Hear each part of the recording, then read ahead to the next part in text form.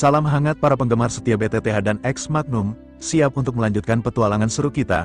Episode kali ini akan membawa kita lebih dalam ke dalam pusaran konflik yang semakin memanas.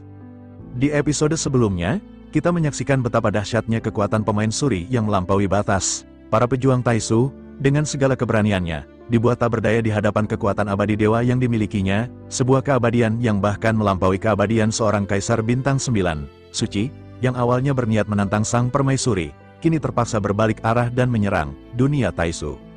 Namun, harapan belum sepenuhnya padam. Ketika pasukan Taishu terdesak dan hampir menemui ajalnya, langit tiba-tiba bergemuruh. Sebuah ledakan dahsyat mengguncang semesta, menandakan datangnya bala bantuan, dipimpin oleh salah satu tokoh terkuat dari dunia Taishu. Mereka datang bagaikan meteor yang menghantam kegelapan. Kehadirannya memancarkan aura yang begitu kuat, mampu menggoyahkan. Kemarahan Xing Hui memuncak. Ia melambaikan lengan bajunya, dan ribuan pasukannya bersiap tempur. Meskipun kalah jumlah, setiap anggota Taishu memiliki kekuatan setara langkah kelima tingkat keabadian. Sementara itu, dari ratusan ribu pasukan Istana Dewa Pemburu, mayoritas hanyalah tingkat daugat, dan hanya sedikit yang mencapai tingkat keabadian tinggi. Ini akan menjadi perang terbesar di alam sejati Xuan Yin dalam puluhan ribu tahun. Zuki yang menyadari ketimpangan ini segera menoleh untuk mencari permaisuri. Namun sosok itu telah menghilang, wajah Zuki menegang, ia merasa dimanfaatkan. Awalnya ia ingin bekerja sama dengan Taishu untuk melawan permaisuri, namun kini ia justru diadu domba dengan Taishu. Mencoba memperbaiki keadaan, Zuki berteriak kepada Xing Hui bahwa ini adalah kesalahpahaman dan mereka semua telah diprovokasi oleh permaisuri. Namun, Xing Hui yang merasa dipermainkan justru semakin marah, ia memerintahkan pasukannya menyerang. Dewa Taishu memberikan berkah kekuatan kepada 10.000 pasukannya, meningkatkan kekuatan tempur mereka secara instan. Zuki mengumpat dalam hati, menyadari betapa liciknya permaisuri. Ia sadar telah jatuh di bawah mantra permaisuri tanpa sadar. Karena pertempuran tak bisa dihindari, Zuki memerintahkan pasukannya membentuk formasi pertahanan, menempatkan yang kuat di depan dan yang lemah sebagai penyokong energi. Mereka tidak bisa lagi hanya mengandalkan jumlah, melainkan harus menggunakan kekuatan kelompok. Pertempuran pecah dengan sangat intens, menyebabkan kehampaan retak dan suara jeritan menggema di mana-mana. Sementara itu, di dalam menara pembunuhan, Xiaoyan tidak mengetahui kekacauan di luar. Kultivasinya berjalan lancar. Jiwanya seolah berada di lautan bintang, mencari bintang miliknya sendiri untuk mencapai alam leluhur keabadian. Namun, ia belum menemukannya. Xiaoyan menyadari waktu hampir habis karena menara itu mulai tidak stabil setelah kematian Raja Iblis Tianhe. Pondasi origin Qi Xiaoyan telah melampaui 20 miliar. Ia membuka mata dengan helaan napas karena belum menemukan bintang yang cocok. Permaisuri yang berada di sampingnya menenangkan Xiaoyan, menjelaskan bahwa menemukan bintang sendiri memang tidak mudah. Bahkan jika tidak mencapai alam leluhur, dengan 20 miliar origin Qi, Xiaoyan tetap bisa menerobos ke keabadian kaisar dan menjadi lebih kuat dari makhluk keabadian biasa.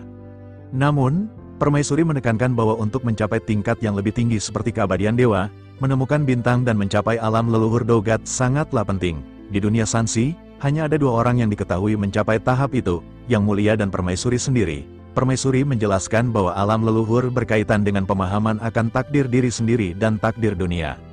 Xiaoyan mengangguk, menyadari bahwa pemahamannya selama ini masih dangkal. Ia kemudian bertanya apakah musuh sudah tiba. Permaisuri mengiyakan dengan tenang bahwa perang telah dimulai. Ketika Xiaoyan bertanya siapa yang berperang, permaisuri menjawab tidak tahu pasti, namun perkelahian terjadi di mana-mana. Xiaoyan curiga ini melibatkan Istana Dewa Pemburu dan Taishu. Permaisuri mendesak Xiaoyan untuk segera berlatih karena menara tidak akan bertahan lama dan ia tidak bisa terus menjaganya. Xiaoyan pun kembali fokus menyerap energi. Dalam sekejap, cadangan origin Qi-nya menembus 30 miliar. Di luar, korban terus berjatuhan. Istana Dewa Pemburu kehilangan lebih dari 5.000 nyawa. Sementara Taishu juga menderita. Zuki yang merasa dikhianati permaisuri berniat mundur karena tidak ingin pasukannya habis sia-sia. Namun, saat ia hendak memberi perintah mundur, permaisuri tiba-tiba muncul di samping klonnya. "Apakah kalian berencana mundur?" tanya permaisuri sambil memegang kelinci Bingyun. Ia memperingatkan Zuki bahwa ini adalah kesempatan terbaik menghancurkan Taishu. Jika mereka mundur, maka setelah permaisuri pergi, Istana Dewa Pemburu juga akan dilenyapkan oleh Taishu. Permaisuri mengejek Zuki yang tampak ragu dan menyuruhnya mengeluarkan kekuatan asli dari formasi yang diciptakan oleh teman lama itu. Suara permaisuri memancarkan aura pemimpin tertinggi yang tak terbantahkan, membuat Zuki tertegun menyadari bahwa inilah wibawa sosok terkuat di alam sejati Xuan Yin. Cerita masih berlanjut dengan permaisuri yang muncul di saat asat genting yang dihadapi oleh Istana Dewa Pemburu. Suki saat ini benar-benar terkejut, terlebih lagi ia merasakan aura yang sangat mendominasi dari sosok permaisuri. Sementara itu, permaisuri segera mengangkat kepalanya saat berdiri di samping klon Suki. Ia perlahan menutup matanya, dan sesaat kemudian, begitu matanya terbuka, ia menatap tajam ke arah formasi. Permaisuri perlahan mengangkat lengan rampingnya dan mulai merentangkan jari-jarinya. Suki tidak menyadari apa maksud dari gerakan tiba-tiba ini. Namun sedetik kemudian, formasi perubah awan Sirius tiba-tiba mulai bergerak sendiri. Formasi ini benar-benar mulai bergerak tanpa kendali Suki, yang menyebabkan ekspresi Suki berubah drastis. Meskipun sebelumnya formasi ini memungkinkan Istana Dewa Pemburu memanfaatkan kekuatan besar, namun kekuatan yang mereka tampilkan masih terbatas. Akan tetapi, saat digerakkan langsung oleh permaisuri, Suki dibuat tercengang. Energi kuat di sekitar mulai berkumpul dan memadat menuju ke arah formasi. Simbol-simbol misterius segera mengurai mata formasi yang memancarkan tekanan sangat kuat. Seluruh energi terkonsentrasi di satu titik sebelum akhirnya seberkas cahaya melonjak bersamaan dengan ledakan yang memekakkan telinga. Tanpa peringatan, cahaya itu melesat menuju ke arah Xing Hui yang berdiri di punggung Dewa Taiksu. Xing Hui menyipitkan matanya, segera mengubah segel di tangannya hingga sinar emas membentuk perisai energi yang meledak saat berhadapan dengan serangan tersebut. Bom dia kekuatan beradu kedua belah pihak bertahan sekuat tenaga. Orang-orang Taiksu menggertakkan gigi mereka. Sesaat kemudian, Dewa Taiksu membuka mulut besarnya dan menyemburkan energi agung untuk memperkuat perisai. Tampaknya mereka hanya bertujuan untuk memblokir serangan yang datang bertubi-tubi. Ledakan dahsyat terus terjadi. Cahaya formasi membombardir perisai perlindungan Taiksu hingga suara benturan itu menggema ke seluruh kehampaan. Di titik pertemuan kedua energi tersebut, ruang seolah bergetar dan runtuh. Permaisuri kemudian berbicara perlahan kepada Suki bahwa Taiksu sepertinya belum memulai penyerangan yang sesungguhnya. Permaisuri juga tahu kekhawatiran di hati Suki. Ia tahu Suki takut jika permaisuri akan berbalik menghancurkan Istana Dewa Pemburu. Namun, permaisuri menegaskan bahwa jika ia memang berniat begitu, ia tidak butuh waktu lama untuk melenyapkan mereka semua. Mendengar hal itu, Suki langsung terdiam. Melihat bagaimana permaisuri mengendalikan formasinya dalam sekejap mata, Suki tidak meragukan kemampuan itu. Apa yang dikatakan permaisuri bukanlah ancaman, melainkan sebuah fakta. Suki akhirnya menggertakkan gigi dan bertanya, jika begitu, bisakah kita menghancurkan Taiksu bersama-sama? Permaisuri menggelengkan kepala dan menjawab bahwa ia tidak tahu. Suki mengerutkan kening dan bertanya kembali tentang apa sebenarnya tujuan Taiksu datang ke alam sejati Xuan Yin. Permaisuri mengangkat alisnya, balik bertanya apakah Suki benar-benar tidak tahu atau baru mulai khawatir sekarang. Suki menghela napas dan mengaku hanya penasaran. Permaisuri pun mengangguk. Ia menjelaskan secara singkat bahwa tujuan utama orang-orang Taiksu adalah menghancurkan alam sejati Xuan Yin dan menyerang dunia sensi. Suki seketika terkejut, namun bersamaan dengan itu, ledakan dahsyat kembali terdengar di kejauhan. Cahaya keemasan dari formasi perubah awan Sirius tidak berhenti membombardir. Seberapa kuat pun pertahanan Dewa Taiksu, akhirnya ia tidak bisa bertahan lagi. Perisai pelindungnya hancur terbuka, dan berkas cahaya keemasan menghantam tubuh besar Dewa Taiksu. Jeritan melengking yang memekakkan telinga keluar bersamaan dengan hantaman tersebut. Sinar emas itu membombardir tubuh raksasa itu hingga seluruh kulitnya tertutupi pola retakan seperti tempurung kura-kura.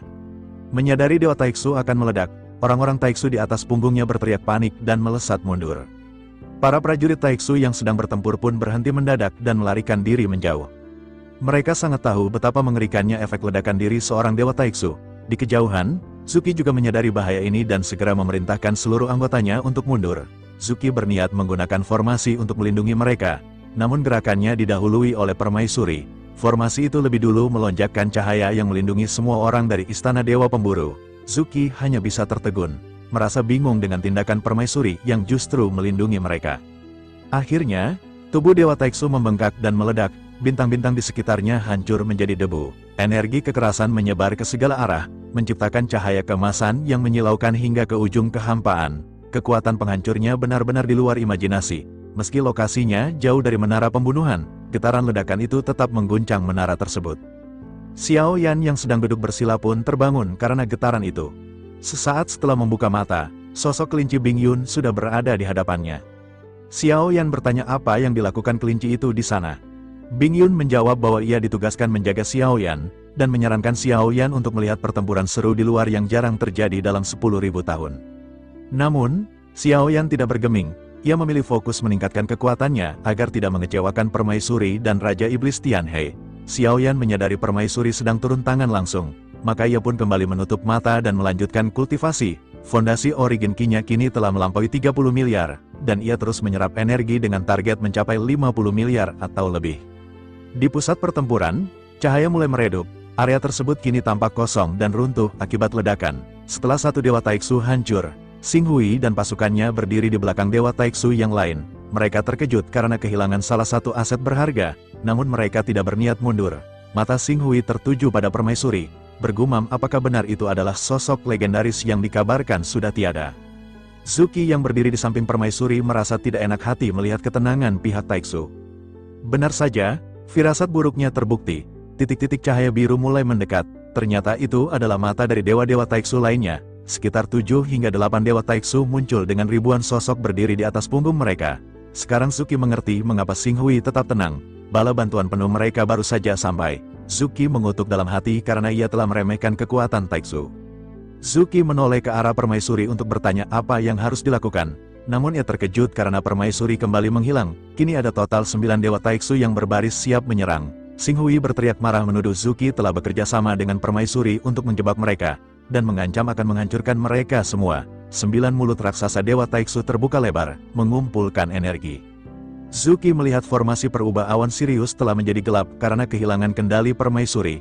Dalam situasi darurat ini, ia tidak bisa mengandalkan siapapun lagi. Zuki kembali mengendalikan formasi secara gila-gilaan, meminta maaf kepada pasukannya atas pertempuran berat ini. Ratusan ribu pasukan Istana Dewa Pemburu pun mengorbankan nyawa mereka dengan mengalirkan seluruh Origin Ki ke dalam formasi. 9 berkas cahaya Taiksu bertabrakan dengan cahaya kemasan bentukan Zuki. Ledakan besar terus terjadi. Serangan Taiksu sangat kuat, namun secara mengejutkan pasukan Istana Dewa Pemburu mampu menahannya. Orang-orang Taiksu tidak terburu-buru, mereka hanya menunggu sampai energi musuh melemah. Benar saja, perlahan pertahanan Zuki mulai runtuh. Dengan rasa putus asa, Zuki menangkupkan tangan sebagai penghormatan terakhir kepada pasukannya. Saat 9 sinar itu bergabung menjadi satu dan hendak menghancurkan mereka semua, tiba-tiba formasi perubah awan Sirius kembali meledak dengan cahaya menyilaukan.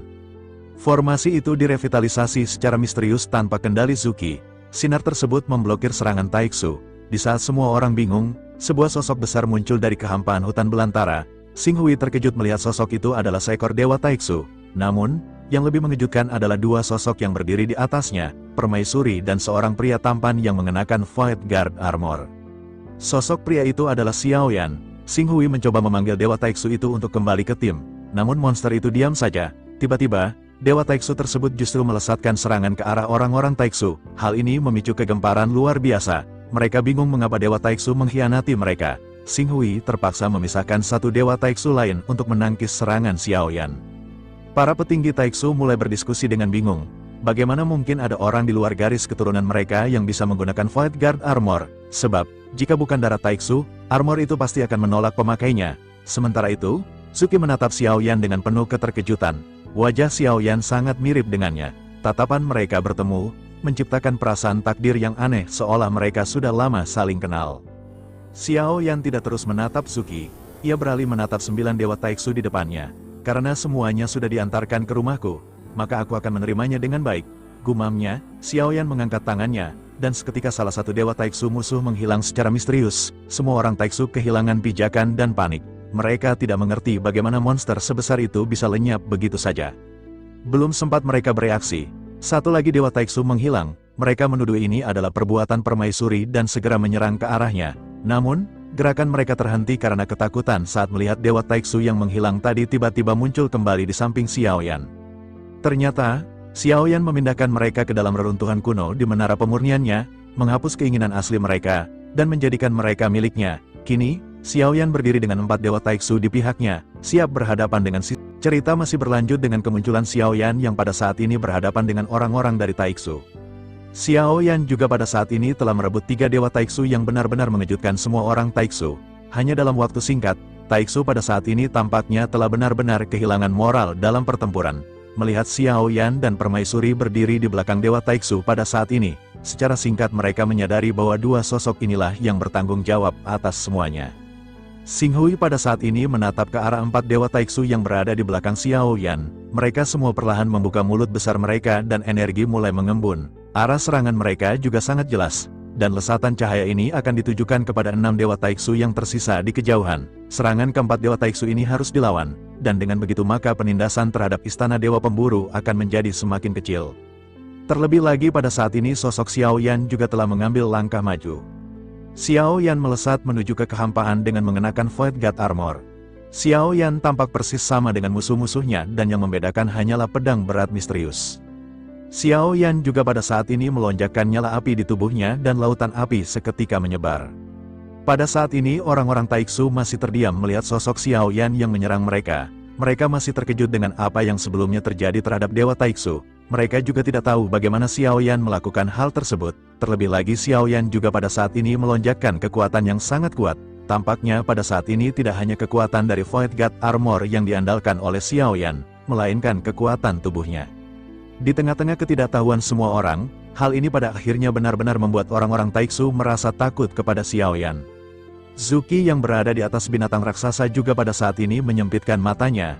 Zuki menatap ke arah sosok Xiao Yan dengan wajah yang dipenuhi keterkejutan. Sesaat kemudian Zuki juga menatap ke arah permaisuri yang memancarkan mata indah ketika menatap ke arah Xiao Yan yang melesat. Zuki pada saat ini bertanya-tanya, siapakah sosok Xiao Yan sebenarnya? Siapakah sosok yang mirip dengan Zuki ini? Mengapa ia benar-benar begitu diperhatikan oleh permaisuri? Zuki pada akhirnya kembali tersadar bersamaan dengan 4 Dewa Taiksu yang pada saat ini melesatkan sinar cahaya tanpa ragu-ragu. Lesatan cahaya ini segera menuju ke arah Taiksu, dan bersamaan dengan hal tersebut tiba-tiba pemimpin Dewa Taiksu yang awalnya menyerang dan menekan Istana Dewa Pemburu harus mengerahkan Taiksu lainnya untuk berhadapan dengan lesatan Xiao Yan. 4 Dewa Taiksu pada saat ini segera mulai melesatkan cahayanya untuk berhadapan dengan 4 Dewa Taiksu yang dilesatkan oleh Xiao Yan. Xiao Yan pada saat ini terkejut merasakan energi yang terjadi akibat benturan di antara kedua serangan. Xiao Yan tidak bisa membayangkan betapa besarnya energi mengerikan yang terkandung dalam tubuh para Dewa Taiksu ini. Xiao Yan pun menggertakkan giginya dan kembali fokus ke dalam penyerangan. Terlepas dari kapankah Taiksu akan menginvasi dunia sensi, tetapi sebelum itu jika Taiksu di alam sejati ini dapat dilenyapkan, maka hal itu sudah cukup bagi Xiao Yan. Xiao Yan menyadari bahwa perang antara dunia tidak akan terjadi dalam semalam. Apalagi dalam sekejap, perang ini bisa berlangsung ratusan tahun atau bahkan ribuan tahun. Terlebih lagi Xiao Yan juga pada saat ini berencana untuk merasakan kekuatan tempur dari Taiksu terlebih dahulu. Dengan begitu Xiao Yan akan bisa membuat beberapa pengaturan di dalam pertempuran berikutnya.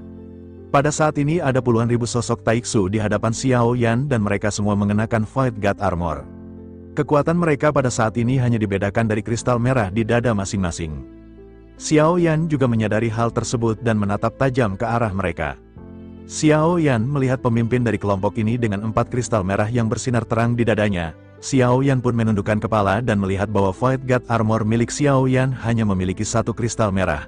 Fungsi dari kristal merah ini adalah untuk menyimpan kekuatan keabadian yang akan digunakan dalam pertempuran. Semakin banyak jumlah kristal merah, maka akan semakin banyak kekuatan keabadian yang dapat digunakan. Menghadapi puluhan ribu orang Taiksu, Xiao Yan pada saat ini tidak menunjukkan rasa takut sama sekali. Xiao Yan juga sepertinya tidak memiliki niat untuk meminta bantuan dari siapapun. Xiao Yan bahkan tidak melihat ke arah orang-orang dari Istana Dewa Pemburu. Xiao Yan tampak terlihat berencana untuk melawan ribuan orang Taiksu dengan kekuatan keabadian sendirian. Melihat apa yang dilakukan oleh Xiao Yan, puluhan ribu orang Taiksu juga pada saat ini menyempitkan matanya. Mereka bertanya-tanya apa yang ingin dilakukan oleh Xiao Yan ini. Mungkinkah ia benar-benar ingin melawan puluhan ribu orang Taiksu ini sendirian?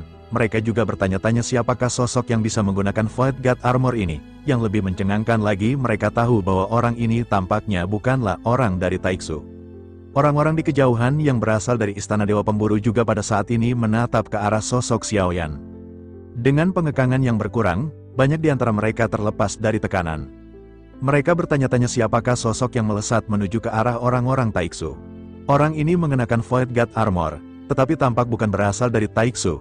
Jika dilihat dari wajahnya, orang ini membuat orang-orang dari Istana Dewa Pemburu seketika terkejut. Sesaat kemudian beberapa di antara mereka bergumam bahwa ini persis sama dengan Tuan Istana.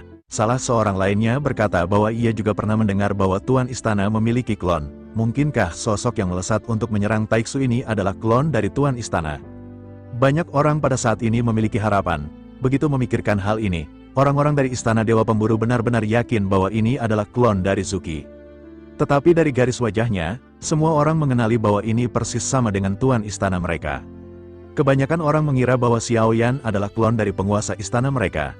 Mereka percaya bahwa hanya penguasa istana mereka yang dapat memberikan kejutan dan kekuatan seperti ini. Semua orang dari istana Dewa Pemburu menjadi semakin bersemangat untuk kembali terjun dalam pertempuran. Terlebih lagi, setelah pengekangan berkurang, formasi perubah awan Sirus juga bisa meledakkan kekuatan yang semakin kuat. Semua orang pada saat ini bersiap, tetapi Zuki masih belum mengeluarkan perintah sama sekali. Zuki masih hanya terdiam melihat sosok Xiao Yan yang melakukan serangan. Sementara itu sosok-sosok dari istana Dewa Pemburu segera bersorak menyemangati. Mendengar hal tersebut, Zuki pun seketika menggertakkan gigi. Zuki tidak menyangka bahkan semua orang akan salah mengira bahwa Xiao Yan adalah dirinya. Momen ini benar-benar membuat Zuki sangat tidak senang dan tidak bisa menahan diri untuk mengepalkan tinjunya. Zuki merasa seolah-olah identitasnya telah diambil alih oleh Xiao Yan. Sementara itu di sisi lain, Xiao Yan tidak memperhatikan suara-suara ini. Xiao Yan tampak sedang fokus memikirkan cara bagaimana untuk bisa menghancurkan puluhan ribu orang dari Taiksu. Xiao Yan pada akhirnya menggertakkan gigi dan segera melonjakkan api yang sangat kuat. Bersamaan dengan hal tersebut, beberapa bayangan hitam besar muncul di belakang Xiao Yan. Bayangan hitam ini adalah Jiuying, binatang iblis surgawi, naga sisik darah, dan sekun. Terlepas dari 4 dewa Taiksu yang telah dikuasai, keempat binatang ini dapat dikatakan merupakan jenderal. Kemunculan tiba-tiba 4 sosok hitam di belakang Xiao Yan juga seketika mengejutkan semua orang. Selanjutnya Xiao Yan tanpa ragu-ragu segera melangkah maju dengan sangat cepat. Saat berikutnya seluruh tubuh Xiao Yan melonjak dan berubah menjadi pelangi yang ganas ketika meraung ke arah orang-orang Taiksu.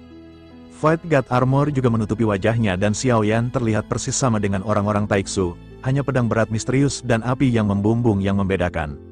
Melihat Xiao Yan yang benar-benar berniat menyerang, mata Xing Hui pada saat ini memadat. Fight God Armor di tubuh Xing Hui segera menyebar seperti cairan dan menutupi wajahnya. Xing Hui telah bersenjata lengkap dan segera melesat ke arah Xiao Yan. Xing Hui berteriak, tidak peduli siapakah Xiao Yan, tidak peduli bagaimana ia mendapatkan Fight God Armor, ia ditakdirkan untuk modar. Begitu selesai berbicara, 3 kristal merah bersinar terang di dada Xing Hui. Fight God Armor miliknya tampak berbeda dengan milik Xiao Yan. Xing Hui mengangkat lengannya dan duri tajam segera muncul di tinjunya. Kekuatan keabadian mengalir ke seluruh tubuh Xing Hui sebelum akhirnya mengembun menuju tinjunya. Dengan berkah kekuatan keabadian, pukulan ini mengirimkan gelombang kuat, terdengar semburan suara menderu di kehampaan. Kedua belah pihak berubah menjadi pelangi cahaya panjang ketika berbenturan satu sama lain. Keduanya akhirnya bertabrakan dengan sengit di hadapan banyak pasang mata. Banyak suara teredam bergemuruh di kehampaan dan tak satu pun di antara mereka yang terlihat akan kalah. Keduanya terjalin dalam kebuntuan selama beberapa tarikan napas. Semua orang menyempitkan matanya. Xing Hui juga sedikit terkejut dengan perlawanan yang diberikan oleh Xiao Yan. Xing Hui berniat untuk mengalahkan Xiao Yan secepat mungkin sebelum mencari informasi melalui pencarian jiwa. Xing Hui mengeluarkan kekuatan terkuatnya. Setiap pukulan tinjunya seperti hujan yang mengandung kekuatan keabadian yang besar. Jelas sekali bahwa Xing Hui bermaksud menggunakan kekuatan keabadian yang absolut untuk menekan Xiao Yan. Namun meskipun begitu Xiao Yan masih tetap tenang, setiap pukulan Xing Hui sepertinya dapat dengan mudah diatasi. Xiao Yan membentuk postur bertahan dan serangan Xing Hui benar-benar tidak mendapatkan keuntungan apapun.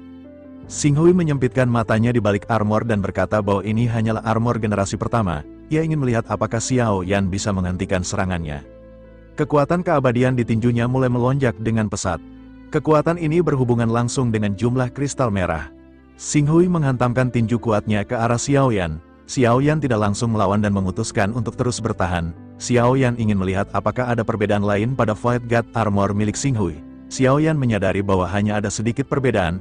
Dasar serangan mereka masih sama, yaitu menggunakan kekuatan keabadian tanpa keterampilan bertarung. Ini menunjukkan bahwa orang-orang Taiksu mengandalkan kemampuan armor untuk menggunakan kekuatan keabadian.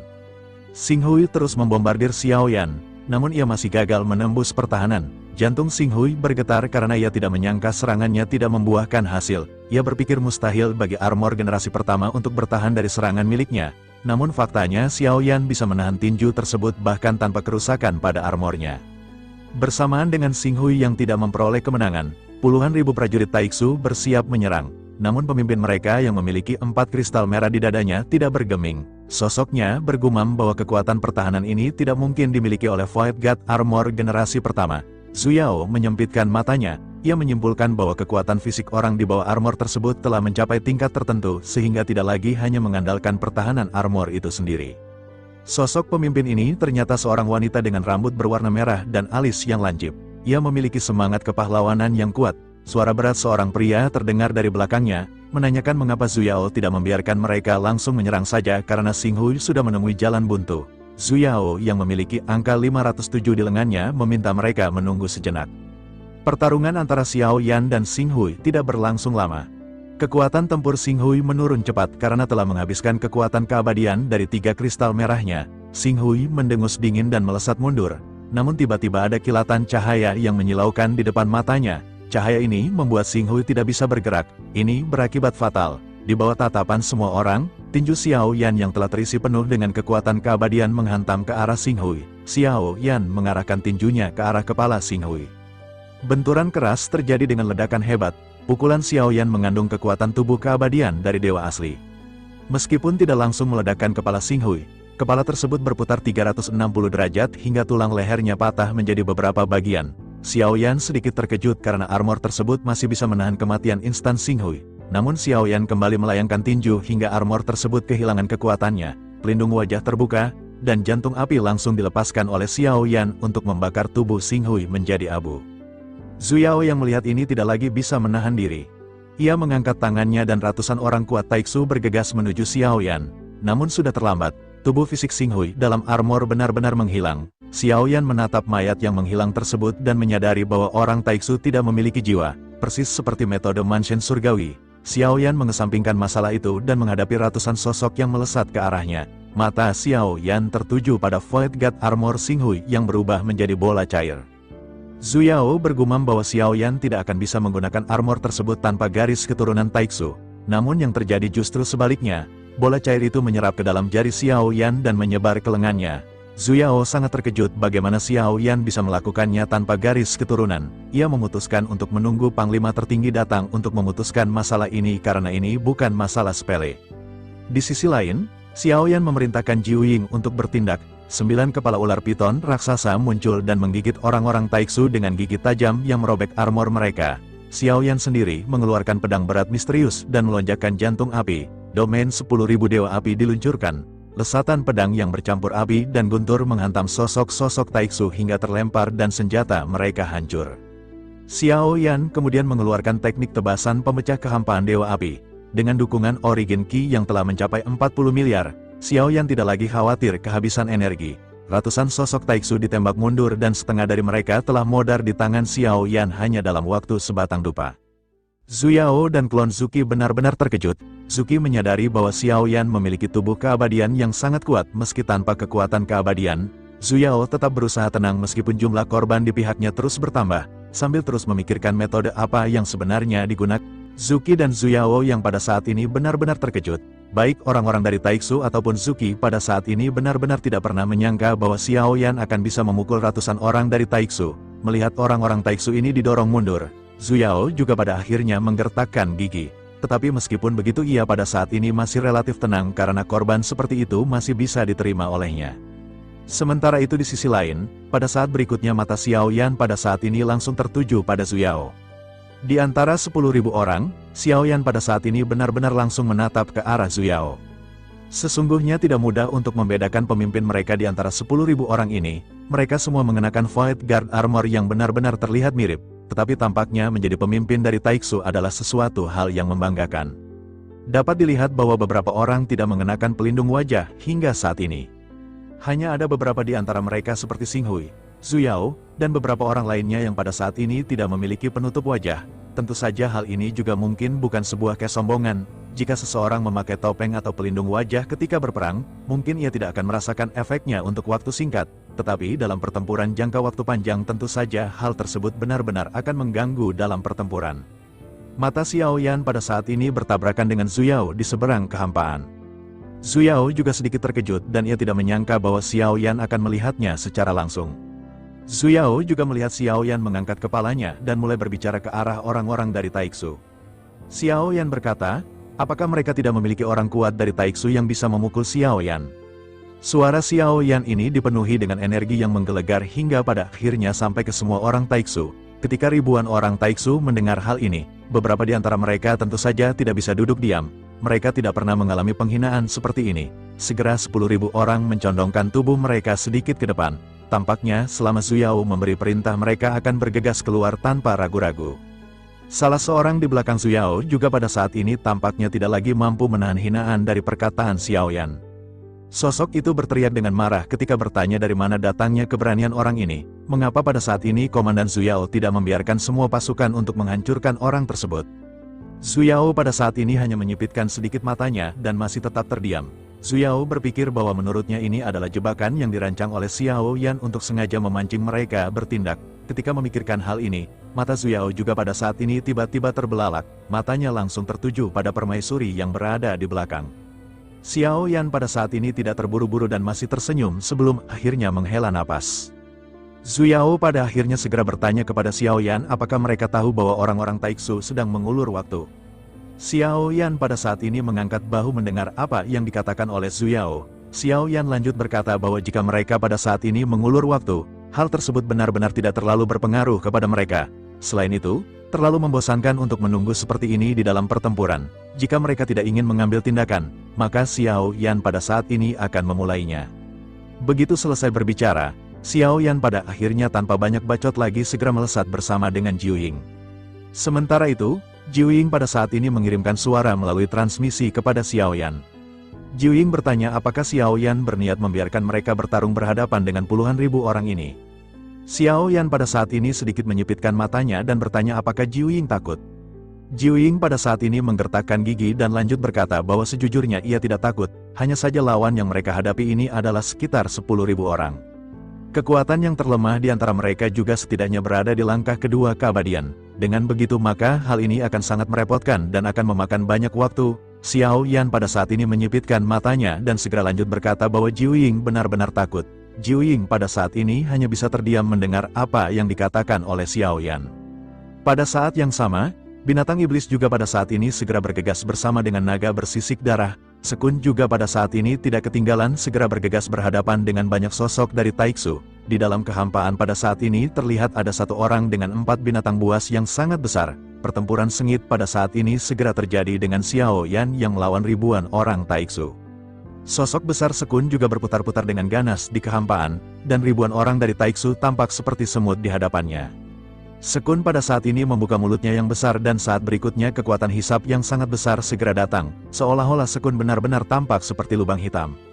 Ribuan sosok termasuk Xiaoyan dan Jiu Ying serta yang lainnya semuanya pada saat ini ditelan oleh Sekun. Hanya ada suara teredam yang terdengar sementara Sekun tiba-tiba menutup mulutnya yang besar. Terlihat ada beberapa cahaya yang berkelip-kelip di dalam tubuh besar dari Sekun. Hal ini menunjukkan bahwa pertempuran tidak berakhir hanya karena Sekun menelan mereka. Namun meskipun begitu, pada saat ini benar-benar tidak ada yang tahu apa yang terjadi di dalam tubuh Sekun. Zuyao di kejauhan juga pada saat ini menyipitkan matanya dan segera berteriak ketika memberikan perintah. Zuyao berkata bahwa ini hanyalah garis keturunan cabang dari Dewa Taiksu. Dengan begitu maka mereka pada saat ini bisa menekannya. Begitu perkataannya terdengar, 6 Dewa Taiksu yang tersisa di belakangnya pada saat ini memancarkan tekanan garis keturunan yang kuat. Garis keturunan ini langsung menyerang Sekun. Sekun seketika langsung merasa seolah-olah ia telah terluka parah. Saat berikutnya Sekun mengeluarkan suara gemuruh dan Sekun terlihat memuntahkan banyak sosok dari mulutnya. Sosok-sosok ini terdiri dari sisa tulang dan banyak sosok yang terlapisi oleh cairan perut Sekun. Tentu saja bersama dengan muntahan yang tidak diketahui ini ada ribuan orang dari Taiksu. Xiaoyan, Jiu Ying, dan yang lainnya juga termasuk dalam muntahan cairan perut Sekun. Cairan lengket tersebut benar-benar sangat korosif membuat armor dari ribuan orang Taiksu bersinar dengan asap putih.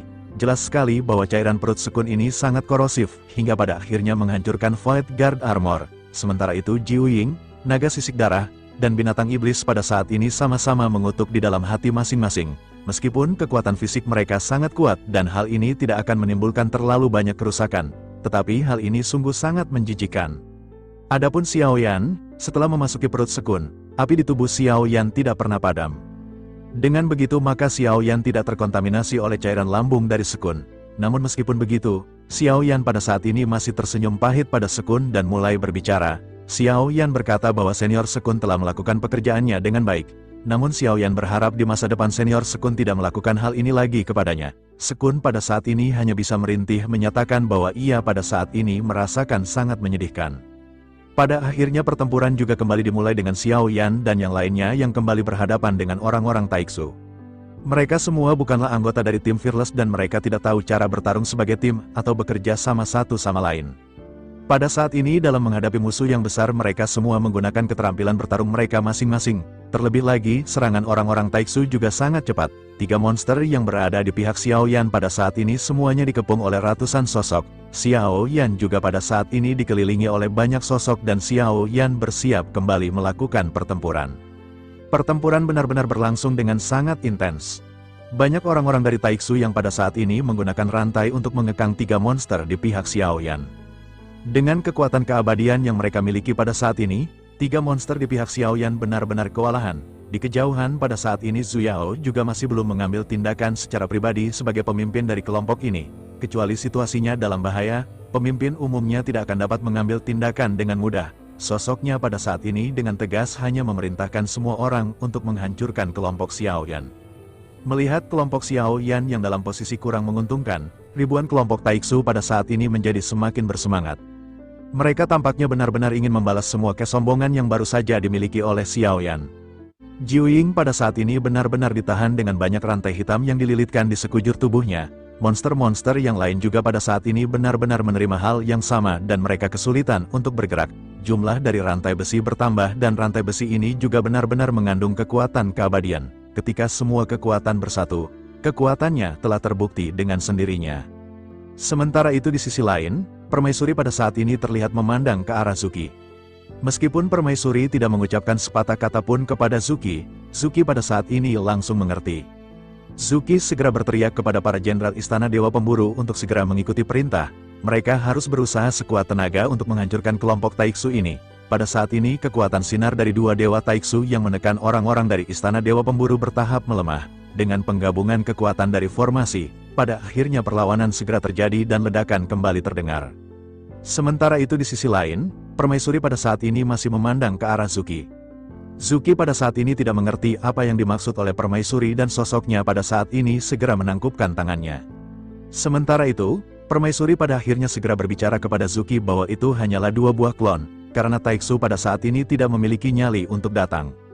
Jika ia ingin membawa bawahannya, maka ia harus melakukannya sendiri. Zuki pun tersenyum pahit dan pada saat ini hanya bisa mengangguk mendengar apa yang dikatakan oleh Permaisuri. Zuki menyadari bahwa ini adalah kesempatan yang diberikan kepadanya oleh Permaisuri. Jika saja pada saat sebelumnya Permaisuri tidak mengambil kendali formasi perubah awan Sirus, Zuki khawatir ratusan ribu orang Istana Dewa Pemburu benar-benar akan binasa. Zuki pada akhirnya kembali menangkupkan tangannya dan pada saat ini 2 klon Zuki segera melesat. Mata dari klon Zuki pada saat ini selalu memperhatikan Xiao Yan karena klon Yonhe milik Zuki telah diambil oleh Xiao Yan. Namun meskipun begitu, Zuki juga masih belum melihat bahwa klon tersebut digunakan oleh Xiao Yan. Zuki segera mengesampingkan permasalahan ini karena Zuki menyadari ada hal yang lain yang lebih penting. Zuki harus memikirkan terlebih dahulu bagaimana cara mereka untuk menghancurkan Taiksu. Sementara itu di sisi lain, setelah formasi menghancurkan lesatan sinar cahaya dari Dewa Taiksu, pengekangan juga tentu saja berkurang dan orang-orang kuat dari Istana Dewa Pemburu pada saat ini segera bergegas merangsek masuk ke dalam pertempuran. Meskipun Istana Dewa Pemburu memiliki keunggulan absolut dalam hal jumlah jika dibandingkan dengan Taiksu, Taiksu memiliki orang yang jauh lebih sedikit dan kekuatannya lebih kuat. Namun meskipun Taiksu kuat dengan Void Guard Armor, tetapi kelemahannya juga bisa terlihat dengan jelas. Setelah kekuatan keabadian yang tersimpan dalam kristal merah habis, maka kekuatan mereka benar-benar berkurang. Pertarungan antara Xiao Yan dan Xing Hui sebelumnya juga telah diperhatikan oleh hampir semua orang yang hadir. Mereka melihat bagaimana Xiao Yan bisa mengalahkan Xing Hui. Dengan begitu mereka mengerti bahwa hal terpenting dalam mengalahkan orang Taiksu bukan terletak dari kekuatan. Mereka hanya perlu bersikap konfrontatif dan menguras energi milik musuh. Setelah taktik ini diperjelas, pertempuran pada akhirnya kembali memiliki arah. Terlihat bahwa semua orang kuat dari Istana Dewa Pemburu yang bergabung dalam medan perang pada saat ini benar-benar dipenuhi dengan rasa percaya diri. Mereka semua terlihat berusaha bertahan semaksimal mungkin menahan gempuran dari orang-orang musik Taiksu. Pada akhirnya, meskipun Void Guard Armor dari orang-orang Taiksu ini sangat kuat, tetapi ketika ratusan ribu pasukan datang untuk bertempur, tampaknya mereka semua benar-benar dihancurkan oleh orang-orang Istana Dewa Pemburu. Jeritan pada saat ini mulai banyak terdengar di sekitar dan tentu saja meskipun begitu, Istana Dewa Pemburu juga harus membayar mahal. Masih ada banyak korban yang pada saat ini berjatuhan di pihak dari Istana Dewa Pemburu. Kedua belah pihak pada saat ini terus bertempur dengan sangat intens dan jumlah korban di antara kedua belah pihak terus meningkat. Di sisi lain, 4 binatang kuno milik Xiaoyan pun terus membantai satu persatu orang-orang dari Taisu. Begitu pula Xiaoyan dengan pedangnya, dia pun menghantam semua prajurit-prajurit sampai menjadi debu dan menyerap kekuatannya. Sampai akhirnya Xiaoyan pun menatap ke arah pemimpin dari Taisu, apakah kamu akan berdiam diri saja di sana? Mata Zuyao mendengarkan perkataan tersebut, dia benar-benar sangat marah. Dunia Taisu direndahkan. Jelas sekali bahwa tampaknya tidak mungkin bagi mereka untuk menghindari pertempuran dan menunda pertempuran.